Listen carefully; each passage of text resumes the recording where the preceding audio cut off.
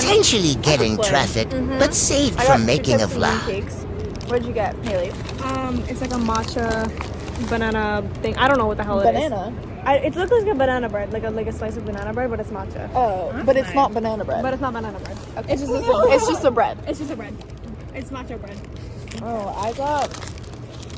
Yeah, what did you get? Thingy. Like, oh my god, it's so squishy. I got. Oh my god. Come out. And there's 3 parts, so we're gonna share them. Ooh. Gosh, want to taste this? Okay, let's do it actually. What should I do? Excusez-moi les filles. Est-ce que vous avez du... No, it's okay.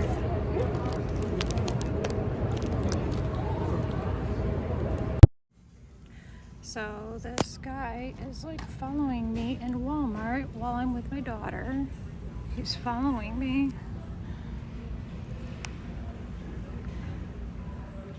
I don't know him, and he's following me and recording me.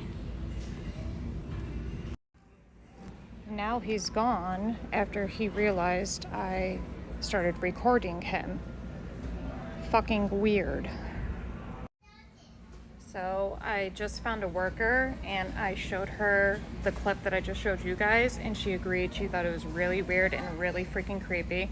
So the manager is coming over here now so I can show him the video, and they're gonna find this guy and get him out of here.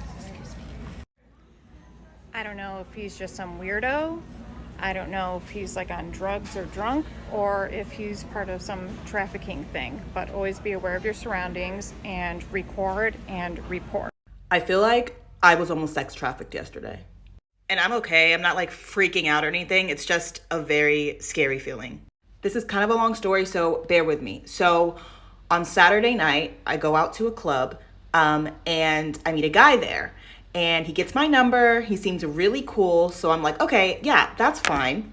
So the next morning he texts me and I don't even reply back because I'm just like, I don't know. I'm a little bit hesitant. I'm not 100% sure if I want to talk to this guy. So I completely ignore the text message. I go to my sister's house. We're just hanging out. And then I get a FaceTime call from him. And my sister's like, answer it, answer it, answer it. So I'm like, okay, I answer it.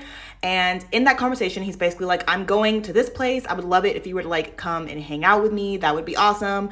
And I'm sitting here like, I just don't know. Like, I really don't know if I want to do this. My sister's like, just do it. Just do it.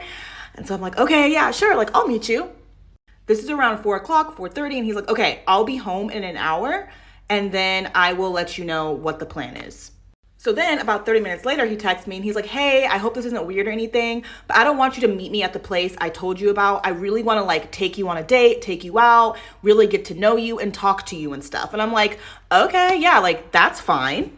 I really liked how he was applying that pressure. And so I was like, okay, sure. Like, where do you want to meet? Like, what are we doing? He asks me how far I am from Ponce City Market, which is like a shopping mall. And I'm like, not far. And he's like, okay, that's where we're going to go. And I'm like, okay, cool. He's like, I will be dressed in an hour and then I'll hit you up after that. So about an hour and 30 minutes goes by. I still don't hear anything. It's Sunday. I'm thinking we're just going to like meet up really quickly, have a little bite to eat or something like that. And then that's going to be the end of the night or the day. You know what I'm saying? But like an hour and a half goes by and I still don't hear anything. So I text him and I'm like, hey, like, what's the deal? Like, what's going on? He's like, not much longer now. I will let you know. Like, I'm whatever. Like, almost like he was just stalling. And I was like, okay, like, I was telling my sister, I was like, I honestly don't want to go anymore. Like, I'm annoyed. I'm literally annoyed. So finally around like 6:30, I think, he's like, okay, you can go ahead and head out in 10 minutes because I'm on my way there. And I'm like, okay, cool. So I head out after like 10 minutes. I take my time, y'all. I take my time.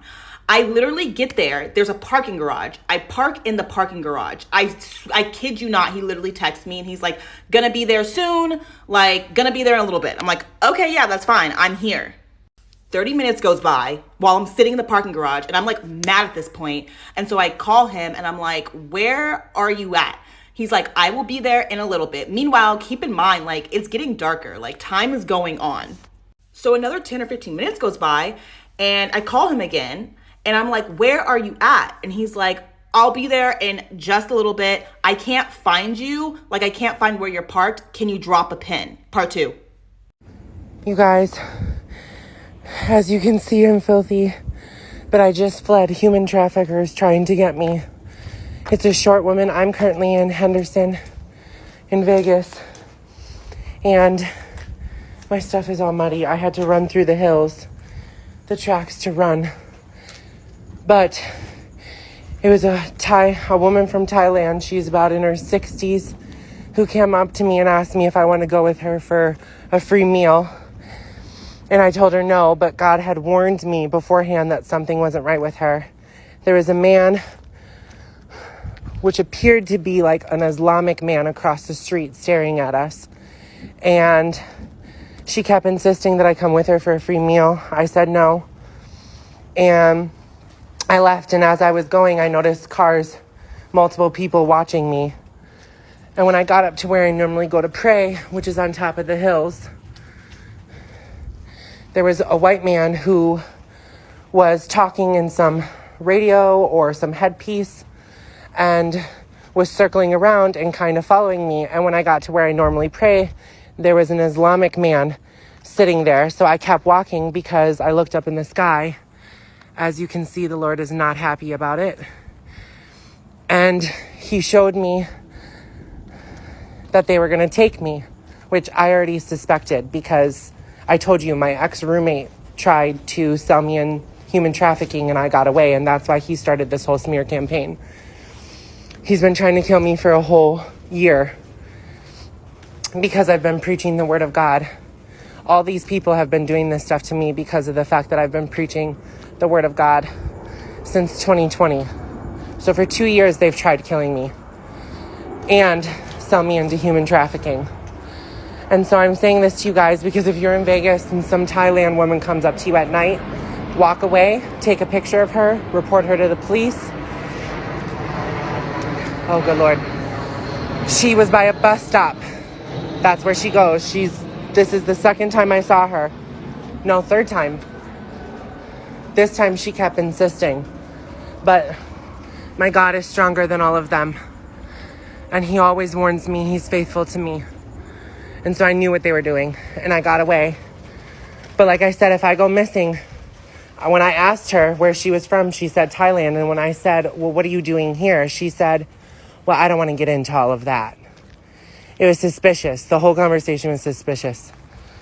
And so I'm warning you guys in Vegas, you guys need to be careful. These human traffickers are going to an extreme length because of the fact that God is calling them out and putting them in jail and doing all this stuff. So they are going after the Not allowed at home during the daytime. My parents send me out in the day. You all right? What are you doing? Just doing Where's Joanna? Interview. Joanna? She's hanging out. She's around here somewhere. Take care of her, all right? Okay. You understand? I love Joanna. Joanna. Joanna. Move the letter. What's up? How are you doing? Give me your hand. Who's that guy? I don't know. Y'all see this, right? No. No, la herramienta, me reportaron el cuarto cerrado. Get away from my door. Sorry. Bro, what?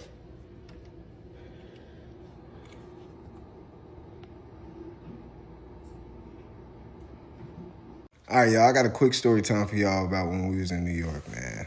I'm going to try not to drag it out because I could really go into details, but we ain't going to do all that. But anyway, if you've been in New York before, man, you know that place is fast-paced. You mind your business if you get bumped, if you're walking too slow, especially on the Times Square where the tourists be at. So that's where we was staying at. We was staying in, like, the Times Square area.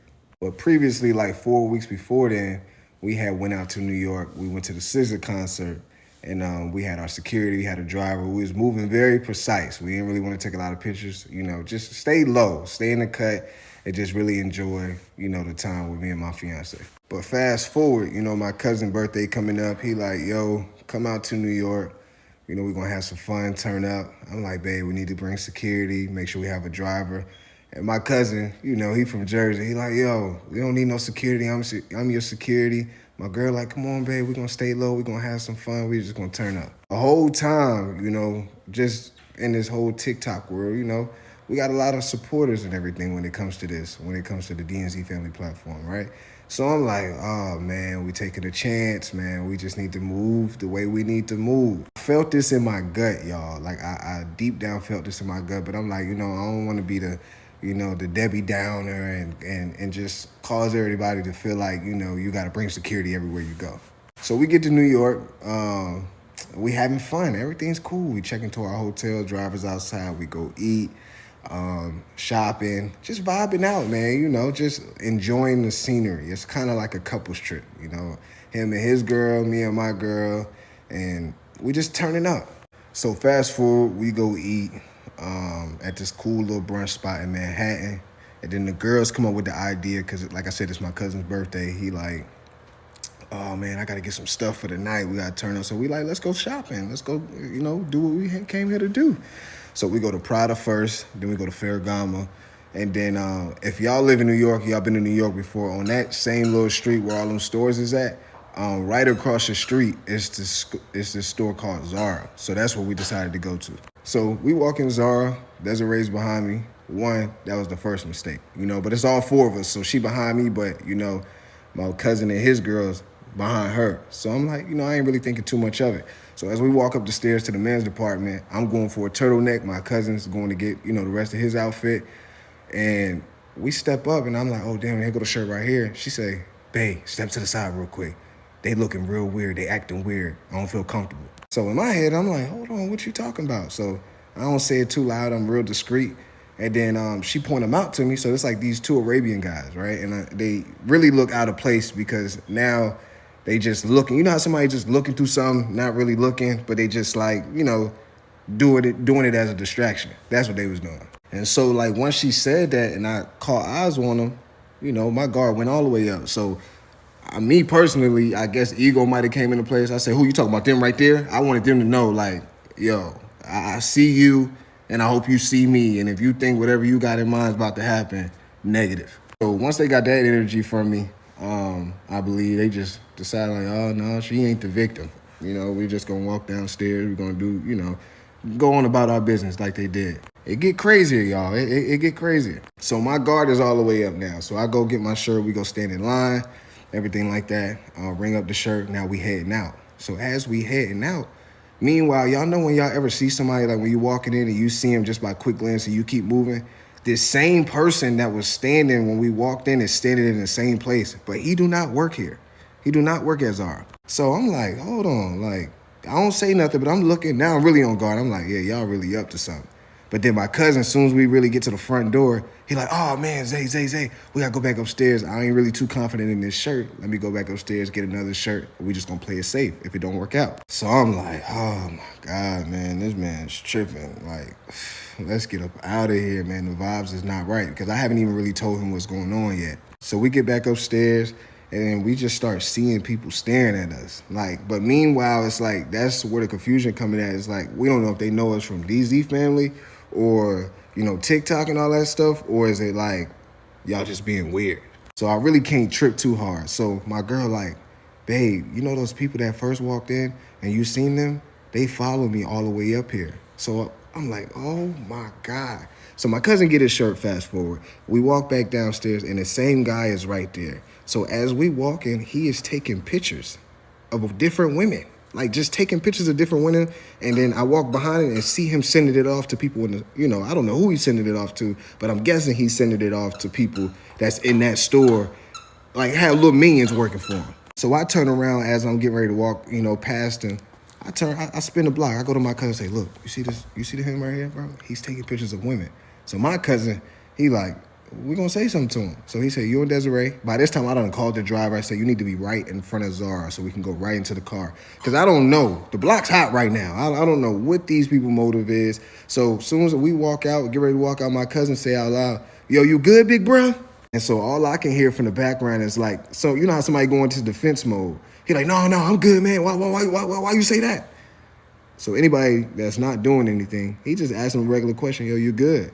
He went straight into defense mode, and so we knew he was up to something. So fast forward, we get into the truck, right? We sitting, and we just looking to see. We turn around, man. That man is not even there no more. He, like, skirted away.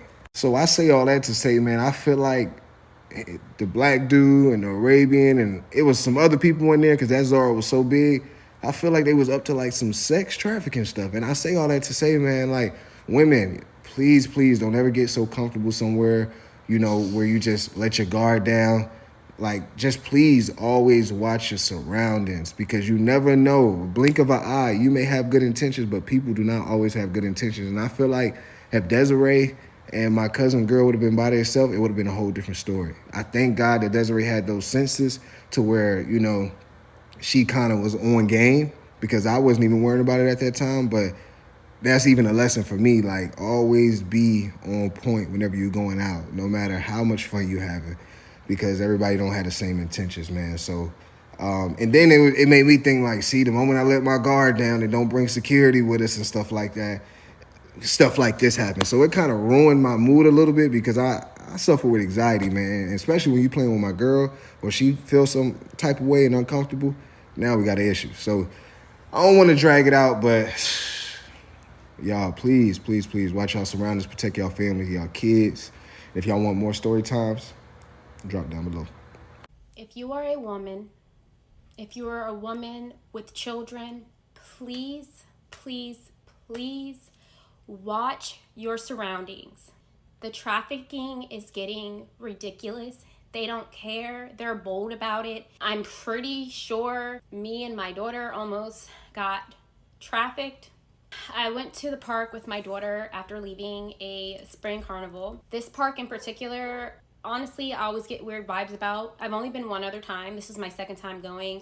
And after this, I won't be going back at all. It always gives me weird vibes. The park itself is really nice. It's got a lot of different things for children. But the thing that's weird about it is this park is right in the middle of like a busy intersection. So it's not like a highway. It's in the middle of a neighborhood, but it's a main road. There's traffic going both ways. That right there tells me that I know for a fact that I am not tripping about this. When I get there, there's one other car there. There's an older woman, not older, I would say maybe in her 50s. And then there was a mom who was anywhere, you know, late 20s, 30s. They were there with a son. He might have been 7 or 8, if I had to guess. And they had a baby. I say baby because I am convinced that there was no baby in the stroller. The cover of the stroller was up the entire time. For argument's sake, maybe they had a newborn and it was a little windy today. They could have been protecting the baby. I don't think that was the case in the scenario. I have a very strong intuition, and God, I think, was speaking to me. Before I noticed anything weird, I just felt off. Something about this 3-person family just did not sit right with me and my spirit. Swinging with my daughter, I'm swinging next to her. The grandma comes over and she says something like, oh wow, the things that we do. I guess because I was pushing her, and then I would run and get on the swing and swing with her because she wanted me to swing with her. Okay, fine, cool. I like kind of laughed and I said, hi, yeah, you're right about that, whatever. But the thing that was weird to me was the grandma was pushing the stroller around the parking lot. There were a lot of other places she could have been pushing the stroller, but for some reason, she just kept circling the parking lot. And every so often, like, look up at me and my toddler, and I'm just thinking it's weird to me that she's just going around in a circle when there's like other places she could push the babies. It's just very strange. But I'm keeping my eye on them no matter what. Now it's the mom. Okay, the mom's pushing the stroller, the grandma's walking with her. They're strolling the baby back and forth, right? They're just going back and forth. They're like talking to each other, and you know, every once in a while they would look up at me. So I take my toddler to the other part of the playground, and we're playing together. And I guess I glanced away for a split second, because when I look up, there's now a second car pulled up next to their car. And there's a man. The man comes out of nowhere. Okay, well, I'm at work, but let me just tell y'all what just happened, because this is how careful y'all have to be. So I'm a waitress or whatnot. I work at a restaurant. And basically, this lady, like, she's sitting by herself the whole time she's eating. Like, she's here by herself or whatnot. And before you know it, she kind of, you know, start walking up to the bar, like where we navigate at, like we sit at by the bar. She comes up there and she's like, they said I could use a phone, basically saying she doesn't own a phone. She said I could use somebody's phone up here.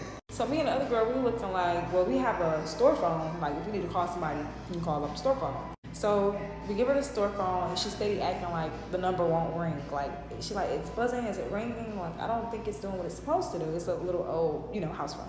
So I'm like, let me see. I get my phone. I get the phone and I call myself to make sure that the phone is working. So it's working. So I don't know what was going on. So the other girl's like, come here, give me the phone. I'll put the number in. Give me the number. I'll put it in. So she puts the number in on the phone, and of course it starts ringing because the phone works. So next thing you know, she's on the phone with him and she's giving this man my name. And she's like, he only wants you like nobody else, like an hour or so.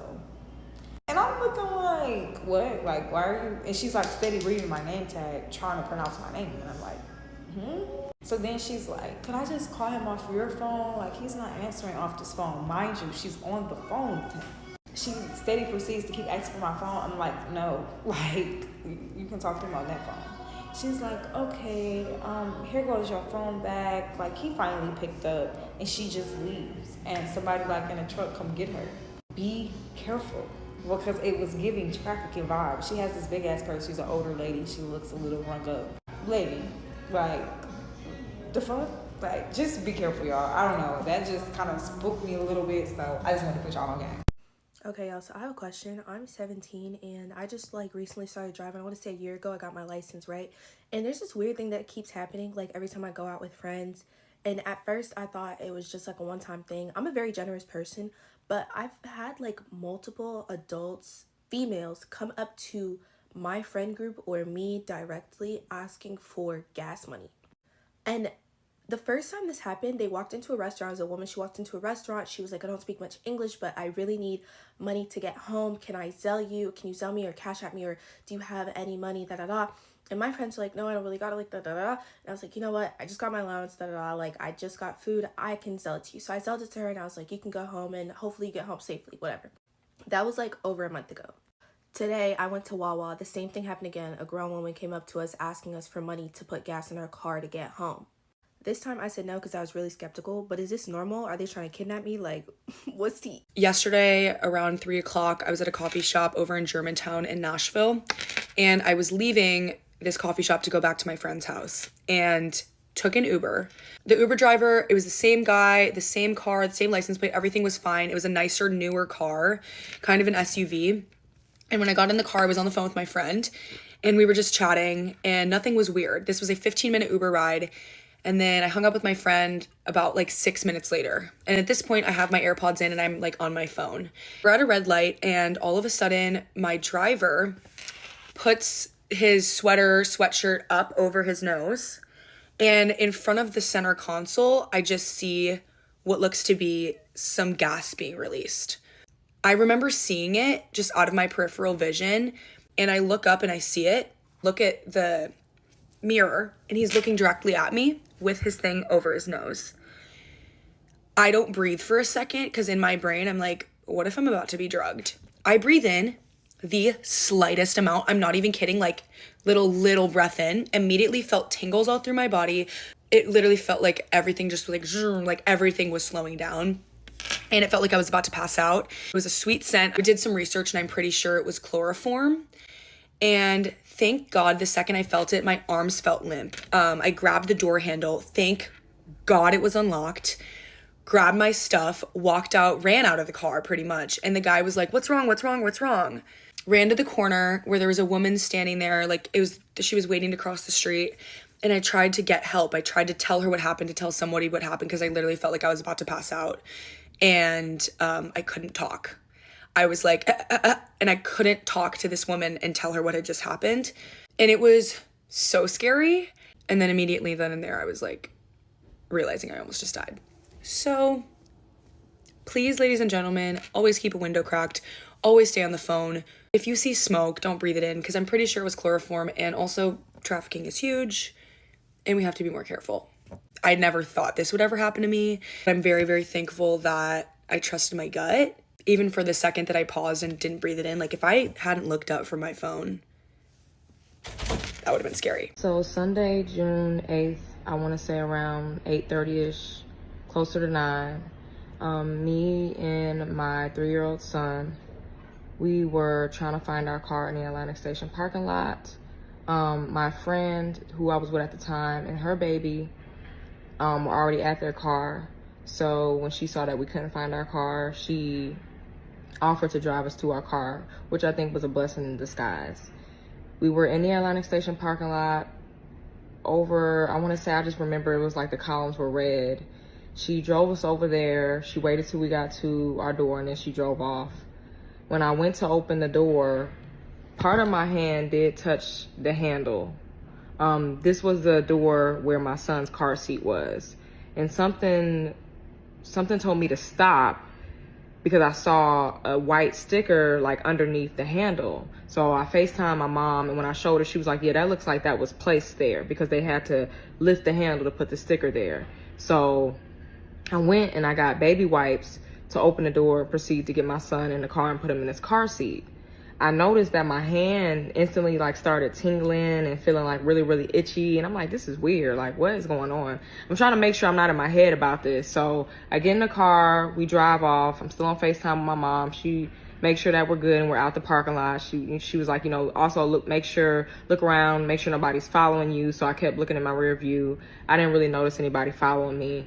20 minutes into being on the road, I noticed that my right hand, which is the hand that I touched the steering wheel with, started to go numb. And I'm like, what is going on? Like, I don't understand. Now, I didn't see anything on my door handle, but then again, I didn't really look and study my door handle before I went to touch it. So if there was something on it that was visible, I don't know. But I just know my hand was starting to go numb. And then the next thing you know, like my body started feeling like weird. So I'm trying not to panic because I still got to drive my son home. I get on the phone with my parents. They said, well, come to our house. They took my baby and my dad took me to the ER. At this time, about an hour and 30 minutes has passed. We get to the ER, I check in, they do my blood work, and they couldn't find anything. And at that point, I was starting to feel like myself again. But this is just a video for awareness for any women with children. Please be careful when you're going to open the handle. I think sometimes we just get so used to just doing what we do. We don't really study things.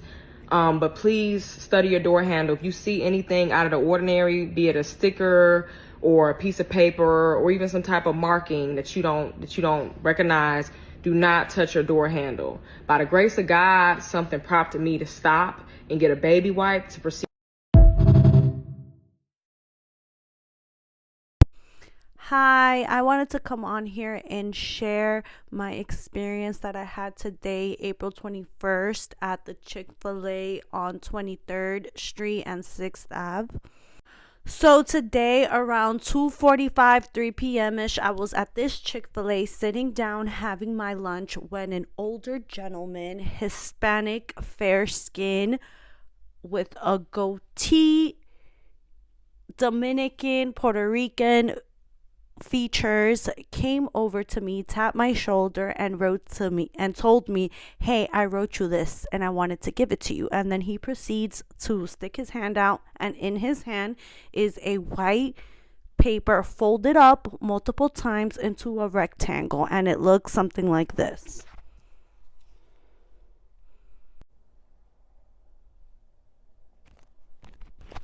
So it looks something like that. So pretend that was a white paper instead of orange. And that's exactly how he held it. So obviously I took one look at it and I said, no thanks, I'm good. Then I proceeded to finish the rest of my food. And when I was done, I stood up to throw my things away. And he was standing across the street in front of the Burlington, looking straight into the Chick-fil-A at me. And I, of course, my first thought was like, there's no way this is happening. Clearly I'm being paranoid. So I throw my stuff out, I go to the bathroom, I wash up, and when I come out, I'm like hiding in the cut, and I could see through his body language, he's like pacing back and forth, looking left and right. I could see that he probably thinks that he missed me and that I must have left. So he crosses the street, looks into the Chick-fil-A like this, doesn't see me, walks around the corner, and that's when he manages to get a glimpse of me. And and he then proceeds to cross the street and stands adjacent in the corner in front of like the auntie aunts and everything, and then he's just waiting for me. So of course I'm panicking, and I asked a gentleman, so shout out to that gentleman, if he could walk me to the train, which is just on the block, to the F train. And of course he said yeah.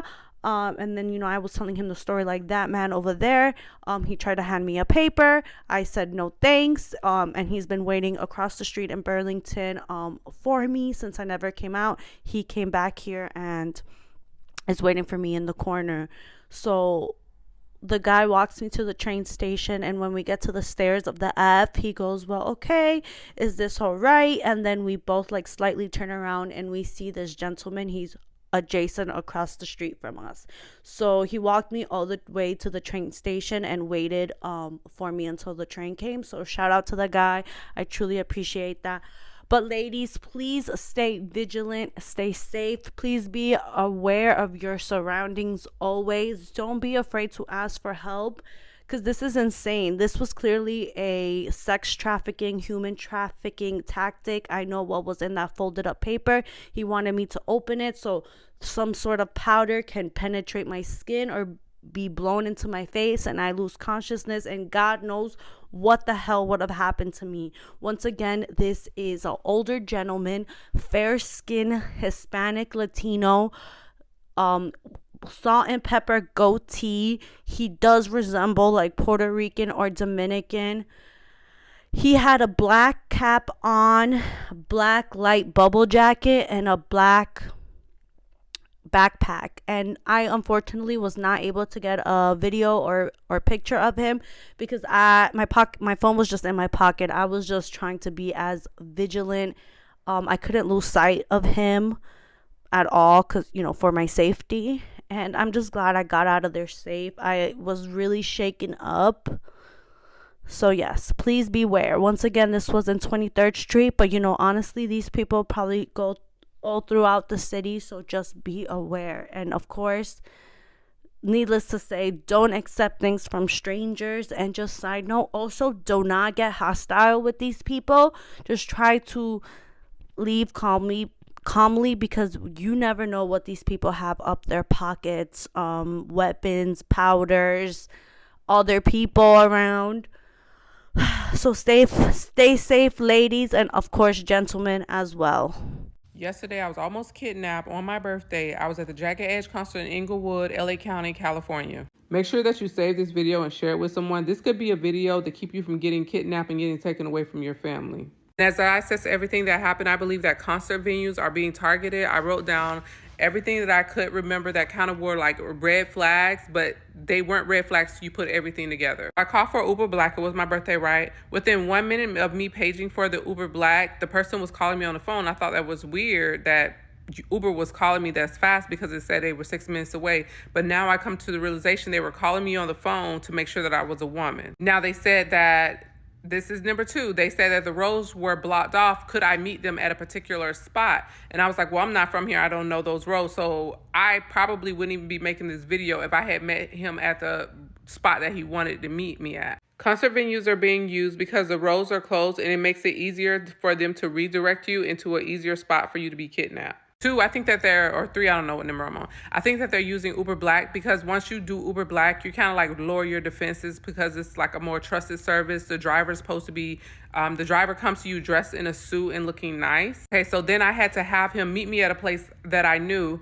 When I got to the vehicle, I was like, you're supposed to get out of the car, open the door for me, because that's what Uber Black's supposed to do. He's like, oh, no one told me. And I was like, yeah, you're supposed to get out of the car. And then he said, no one told me. So I did that twice. And at that point, I probably should have walked away, but I just wanted to like get home. So when I got in the car, he had his suit on. So I'm like, okay, so you knew enough that you're supposed to have a suit on. The reason he didn't get out of the car is because people would have saw what he looked like, and they would have saw what he looked like next to me, because of course it was a bunch of people around. So anything like, I would have been on the news the next day, and people would have been able to identify him, because they was like, oh yeah, I saw that girl get in the car with this guy and he looked like this. So that's a big takeaway that you should take from this. That Uber Black driver is supposed to get out and open that car door for you. That's part of the Uber Black service. When I got in the car, I said, oh, you're supposed to mark that you picked me up. And he was like, oh, I'll mark it when we get to the point. Like he was gonna get in the car, like he was saying that he was gonna drive to the point wherever he was supposed to get me. Then he was gonna mark that he picked me up.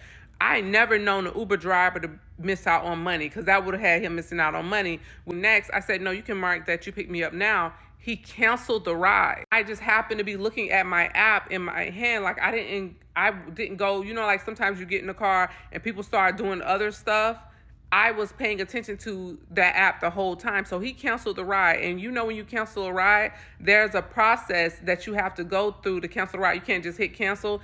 Uber asks you, do you want to cancel the ride? And then they'll ask you why. So he purposefully canceled that ride. By him canceling that ride, the GPS turned off and all the information for him that was in my phone was automatically lost. I don't have it. Of course, when he canceled that ride, that was at the point where I started to freak the fuck out. And I was like, let me out the car, let me out the car. And I kept trying to get out the car.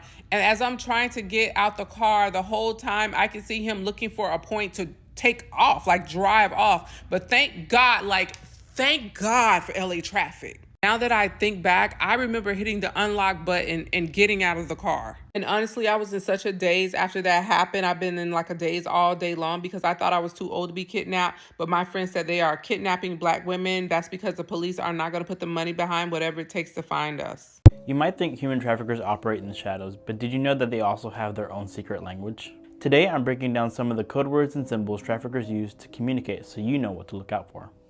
The first one is a lot lizard. A lot lizard is a derogatory term for a person who is being prostituted at a truck stop. Many of these lot lizards are people who are being trafficked and usually uneducated or young.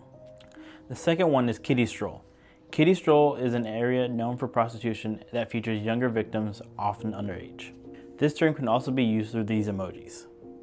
And lastly, a brothel, also known as a cat house. This is an establishment like an apartment, house, or trailer where sex is sold on the premises. This could be in a rural area or even in a nice neighborhood. Trafficking can be everywhere, so it's important to be aware and watch out for the signs. You could save a life. For more information about trafficking, follow us for more content and don't forget to like and subscribe.